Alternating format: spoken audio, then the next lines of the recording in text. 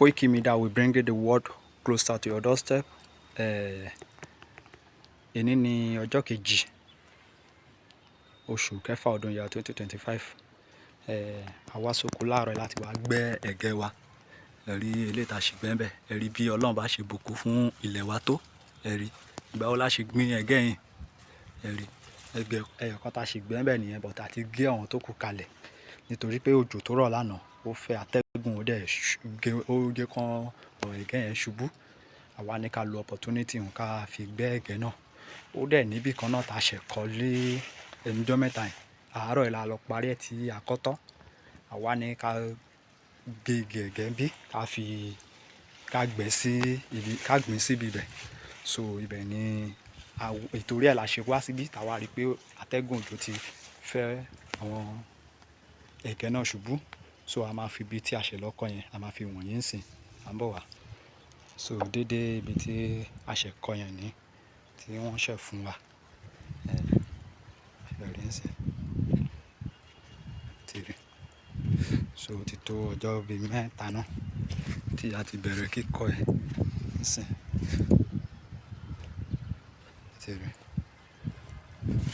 Ẹ̀rí so àwọn ilé ta kọ́ lé bíi 3 days ago ní a dẹ̀ ti gbin ẹ̀gẹ́ náà tìrì ń sìn tí ó ń develop díẹ̀díẹ̀ tìrì.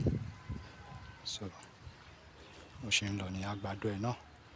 Ìgbà tí a kọ́ tán níbi bóyá bíi 4 days ago àbí 5 days ago la gbin àgbàdo ẹ̀. Ẹ̀rí àgbàdo dẹ̀ ti jáde tó túmọ̀ sí pé ilẹ̀ yìí ilẹ̀ ọlọ́ràá ni.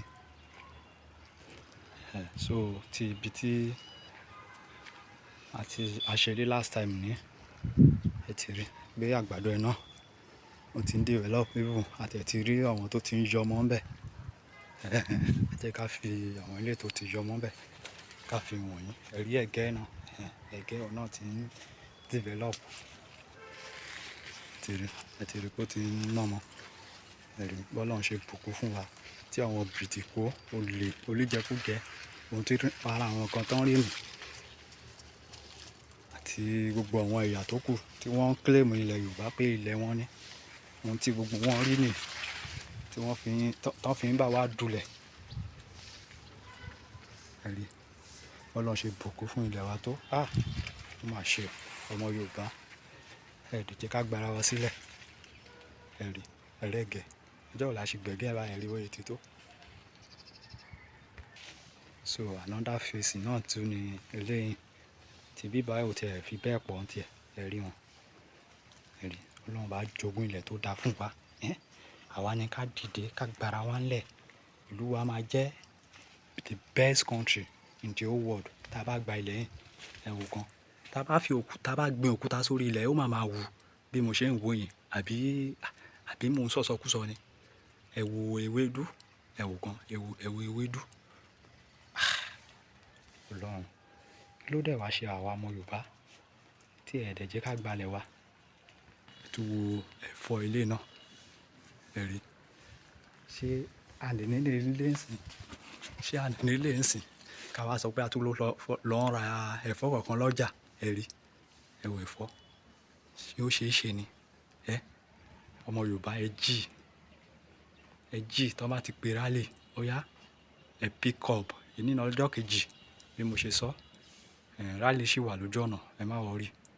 Ẹ jẹ́ ká fún àwọn adarí wa láyè kán ṣe gbogbo nǹkan tó bá yẹ kán ṣe kán tó pe rally. Tẹ bá wo ọwọ́ iwájú lọ́hùn yẹn náà ẹ̀fọ́ úgú ló wà ńbẹ̀. Another phase míì tún leléyìí again. Ẹ wò kan náà ẹ wò kan ẹ wo àgbàdo ẹ wò ọ̀pọ̀ pé àti ẹ̀ fi bẹ́ẹ̀ ròjò náà òjò náà ò fi bẹ́ẹ̀ rọ̀. A ṣá dúpẹ́ pé ilẹ̀ yẹn ilẹ̀ ọlọ́ràá ni. Ẹ wò kan. Ọlọ́run mà ṣe o tó fún wa lérò ilẹ̀ yìí ṣùgbọ́n àwa tí Ọlọ́run fún ìjà wa gan ṣé àti ẹ̀ mọyì ẹ̀ ṣé a mọyì ẹ̀ ń sìn. Ẹ wo ẹ̀gẹ́ àwọn ẹ̀gẹ́ ìgbà wo la ṣe gbìn. Ẹ tún wo ẹ̀fọ́ ilé náà ń pè lé ẹ̀fọ́ efinrin. Ẹ̀rí efinrin ni wọ́n ń pè lé. Ẹ̀rí efinrin gbogbo ẹ̀ la gbìn a plant gbogbo ẹ̀ ní tó pé gbogbo ẹ̀ ló wúlò fún wa. tí ọbẹ̀ bí ó yá ọbẹ̀ ibà lè jẹ́ tí bàbá ń ṣe wá a lè jẹ́ ẹ̀rí bẹ́ẹ̀ yẹn a lè sè á fi irú sí a ní fi magí sí a fi irú sí a lọ irú sí àti epo pẹ̀lú iyọ̀ parí ló bá dọbẹ̀ ẹ̀rí ẹ̀rẹ́gẹ́ lọ́n gbà wá lọ́wọ́ àwọn aṣebi o tí wọ́n ò fẹ́ ká bọ́ kó lóko ẹrú àwọn oníjẹkújẹ ẹ̀rẹ́ta ata ilé bá ti ń ká láti bí ọjọ́ bíi mélòó kan o kò kàn tiẹ̀ pọ̀ ni kò kàn tiẹ̀ tí pọ̀ ni ṣùgbọ́n ibi tí a sún ata sí àbẹ̀rẹ̀ sí ń gbẹ sínú ìwọ̀n àwọn oko padà báyìí lẹ́nu ọjọ́ mẹ́ta.